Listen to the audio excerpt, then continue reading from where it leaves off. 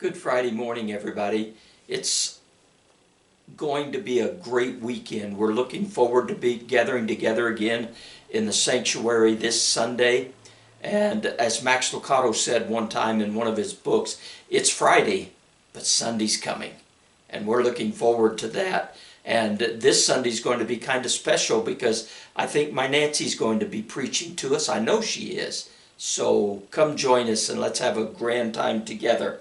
But let's continue on with our I Ams of Christ for this week. I'm going to wrap up this Bible study with the last 4 or 5 scriptures that I want to share with you as Jesus is telling us who he truly is. We go to John chapter 13 for this one. In John chapter 13, 13, 14, 15, the chapters we're going to be looking at next, are those chapters that change the world. This is the last discourse Jesus had with his disciples before the garden and before the crucifixion and all of those things. So he's laying down some foundational things for them. And he's saying here in chapter 13, he's washed the disciples' feet. They have been together and they've been talking about who would be the greatest and who's going to be in charge of everything and all of those things. And Jesus silently got up, took off his outer tunic, and began to wash his disciples' feet. And at the end of that service, he said this, "Do you know what I've done to you?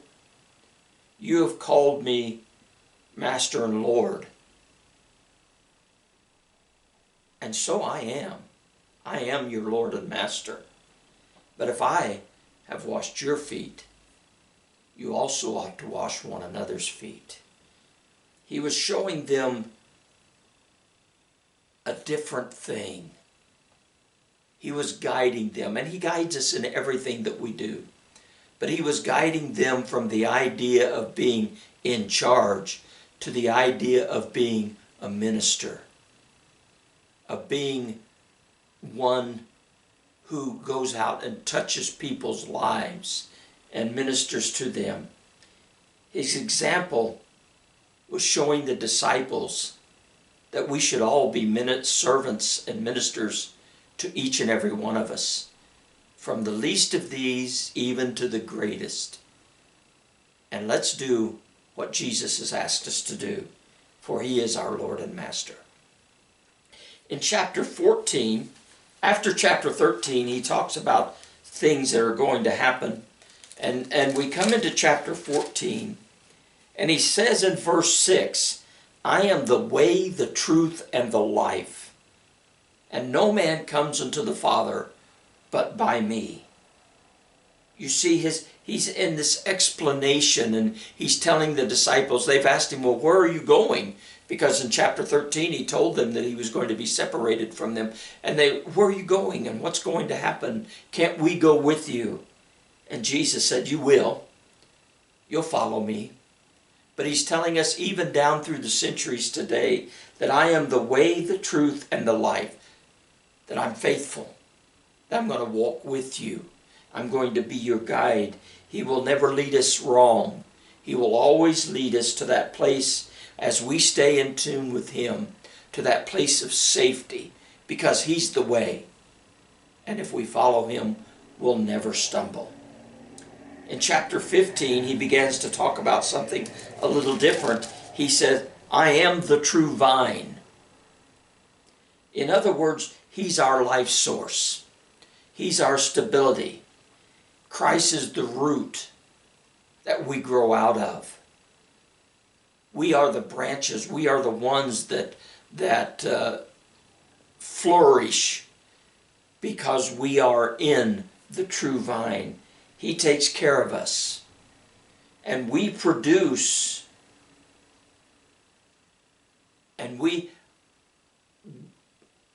tell people, and we have fruit because Jesus is the vine that is our life source.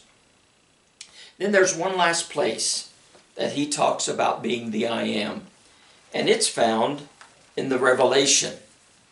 In the book of Revelation in chapter 1, Jesus says this in verses 8 and again in verse 11 and again in verse 17.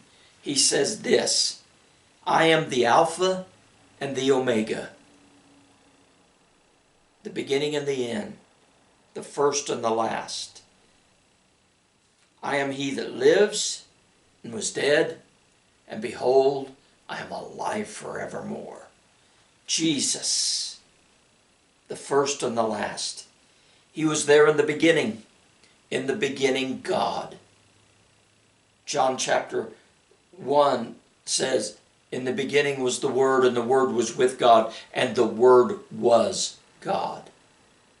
Jesus was there in the beginning. He will be there in the end. He is the one. He is our eternal hope. He's the hope of our salvation. He's the hope of our strength. He is our source of life. Everything that we have comes through Him because He is the beginning and He is the end. And the wonderful thing about that is that we know He is eternal. And at the end is with Him in heaven. And we can enjoy the blessings and the presence of the great I Am throughout eternity. God bless you, folks. Hope you've enjoyed this study, and we'll see you on Sunday morning.